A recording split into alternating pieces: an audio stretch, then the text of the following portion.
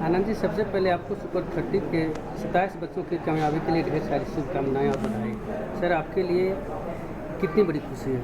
बहुत बहुत धन्यवाद। हमारे लिए एक बहुत बड़ी खुशी की बात है, क्योंकि ऐसे बच्चे जो कि साधारण परिवेश से हैं, गरीब परिवेश से हैं, निर्धन परिवार से आते हैं और संघर्ष करते हुए भी इस मुकाम को हासिल कर रहे हैं, इससे बड़ी खुशी बात हमारे लिए और क्या हो सकती है।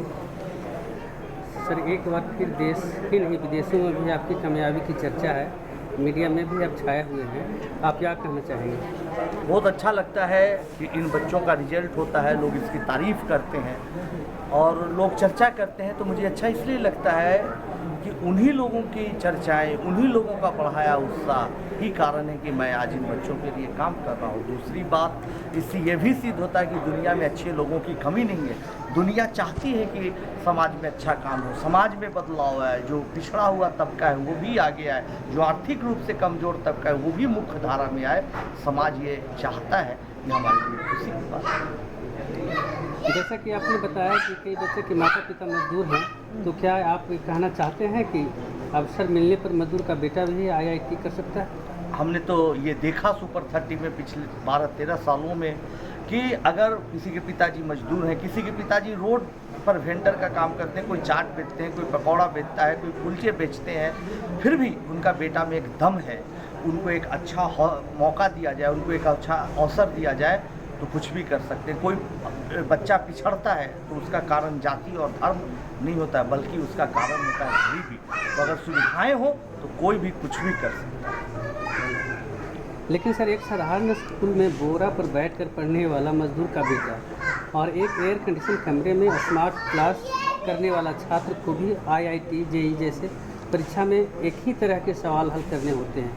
क्या ये भेदभाव नहीं है? इस बारे में आप क्या कहना चाहेंगे? बहुत बड़ा भेदभाव है। कहाँ एक बच्चा जो कि बोरा पर बैठ के पढ़ रहा है और कहाँ एयर कंडीशन में बैठा हुआ है, बोर्डिंग स्कूल में पढ़ रहा है, पब्लिक स्कूल में पढ़ रहा है। लेकिन यही सुपर 30 की विशेषता है कि हम उन बच्चों में भी वो जज्बा भरते हैं, वो जोश भरते हैं कि देख तू कुछ भी कर सकता है। उन बच्चों को भी पटकनी दे सकता है जो एसी में खा खा के अलसा के पड़े हुए हैं, उनसे भी तुम आगे निकल सकता है। उठ, चल आगे बढ़।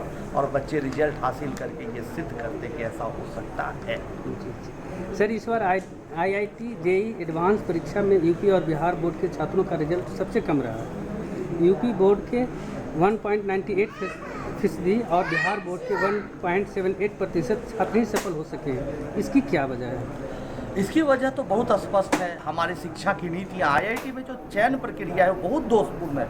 इसके लिए पिछले मंत्री जी से हमने कई बार मुलाकात की थी, कपिल सिब्बल से, उनसे रिक्वेस्ट किया था कि आप बदले, IIT में जो मौके हैं उसको बढ़ाएं, जो +2 का वेटेज है उसको हटाएं, ताकि बच्चा स्वतंत्र होकर IIT दे सके। तो नई सरकार आई है, नई उम्मीदें हैं, नए मंत्री से मैं मिलूँगा, उनसे रिक्वेस्ट करूँगा और उम्मीद करता हूँ कि इस चीज़ें ज़रूर बदलेंगी। सर, क्षेत्रीय बोर्ड और CBSE बोर्ड के बीच की खाई को कैसे पाटा जा सकता है? इसके लिए सरकार से किस तरह के पहल की उम्मीद करते हैं? इस खाई को एकदम जरूर और पक्का पाटा जा सकता है। ज़रूरत इस बात की है कि अच्छे शिक्षकों की बहाली की जाए, अच्छी पढ़ाई वहाँ हो, छोटे से छोटे गवर्नमेंट के जो गांव के स्कूल है उसको कैसे मजबूत किया जाए, ये सबसे बात महत्वपूर्ण है। IIT JEE एडवांस परीक्षा की तैयारी कर रहे छात्रों को आप क्या संदेश देना चाहेंगे?